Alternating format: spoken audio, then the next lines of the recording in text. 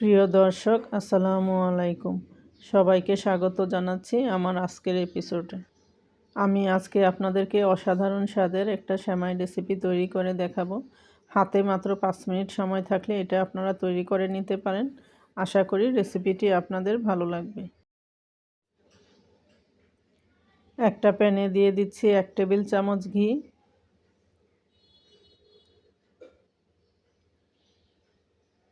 ঘিটা গরম হয়ে আসলে এখানে দিয়ে দিব 2 টেবিল চামচ কিশমিশ।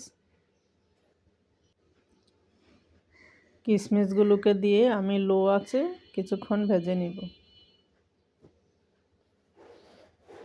আমার ভাজা হয়ে গিয়েছে, এখন আমি এগুলোকে উঠিয়ে নিচ্ছি। এখন এই ঘিতেই আমি সেমাইগুলোকে ভেজে নিব। এখানে আমি 1 প্যাকেট লাচ্ছা সেমাই নিয়ে নিয়েছি। সেমাইগুলোকে আস্তে আস্তে নেড়ে এবং চুলার জালটা অবশ্যই লোতে রাখতে হবে, তা না হলে সেমাইগুলি পুড়ে যাবে। আস্তে আস্তে আমি লালচে করে ভেজে নিব। এখানে দিচ্ছি অল্প একটু লবণ, দিচ্ছি 1/4 কাপ চিনি। চিনি আর লবণটাকে আমি নেড়েচেড়ে একটু ভালো করে মিশিয়ে নিব।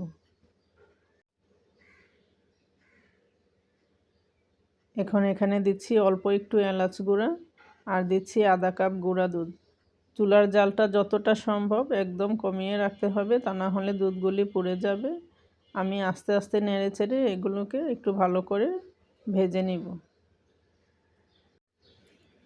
সেমাইটা আমার মোটামুটি ভাজা হয়ে গিয়েছে।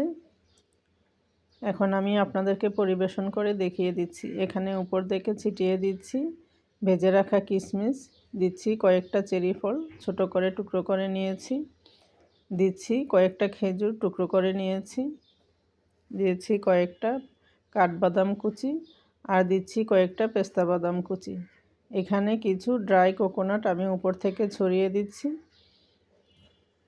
এই সেমাইয়ের টেস্টটা যে কি অসাধারণ, আপনারা বাসায় বানিয়ে খেলে বুঝতে পারবেন। আশা করি রেসিপিটি আপনাদের ভালো লেগেছে। আল্লাহ হাফেজ।